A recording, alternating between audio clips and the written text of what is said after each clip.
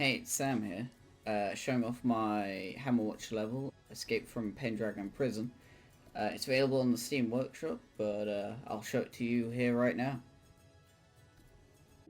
So, to begin with, you choose your class, you also choose a difficulty, but it's designed for normal, um, although I've had good advice about hard working well for the level. So to begin with, you're in a cell, there's a little bit of a sketchy wall, but if you talk to this guy, he highlights that you could break the wall. So you shoot the wall and it breaks open. Now you're in the morgue, you run into enemies, they're bats, they go straight at you. You shoot at them, if you're at long range you might even see that you can break the spawner. There's more bats, a few more outside, you can shoot them through the bars if you want, assuming you're long range. You might see that there's a few more spawners over there. You might see that the wall here is breakable. You might even hit it during combat. And then you see that this wall's slightly off. You'll hit it, and then you'll get the one up, and then the gate will open. Then you fight these guys.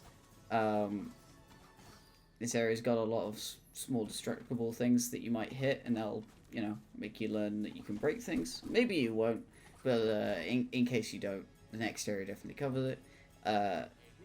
There's a barrier which you have to open with a key, and then you run into the beetles. They're slower, but they take a lot more hits to hit, a lot more hits to injure. Also, there's tons of crates in between things, and you'll probably break them, and that'll be when you learn for certain that you can break things. So there's two environments where you can learn this same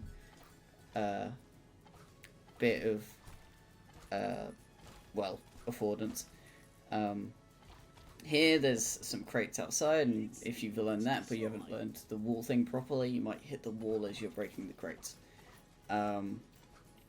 So you're likely just going to wipe out the beetles first and then try and get to the next area.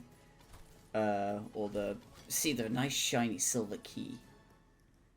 So you'll just sneak through, destroy some crates, and then sometimes, if you're not wise, you'll die.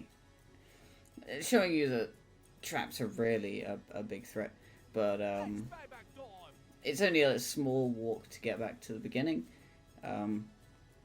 or where you were before, and since there's no enemies, for 10 seconds at most. Especially since the level, while it is linear, it's quite confined, so you don't have to worry too much about backtracking in terms of how long it takes. When you get here, you see the gold door, which, or the gold gate, which, because you don't have a gold key yet, definitely highlights that you should go somewhere else. There's this area up there, which has crates and stuff, which you can try and loot. Sometimes a guy spawns up there. It depends on... Well, it's more likely the higher difficulty settings. That's just kind of how the game's designed. At this point, the player will be familiar with the fact that these things will probably spawn more enemies, so they should target them during combat to make sure that there's not too many enemies joining the player during combat. Of course, the player can just run up and get the key, but they risk being surrounded by enemies or having the enemies follow them into the next area. And since the player is not familiar with the next area, maybe they might not want to risk it. Also, when the player gets the key, they get a little taster of the outside because they can see the trees and the grass. This area is supposed to be quite open in terms of just like, there's not too much in terms of obstacles, so when the players ran out with the bats, that kind of throws them off, and then also the skeletons are firing at them at the same time, so they're dealing with melee and ranged at the same time. Just to kind of throw a little curveball at the player.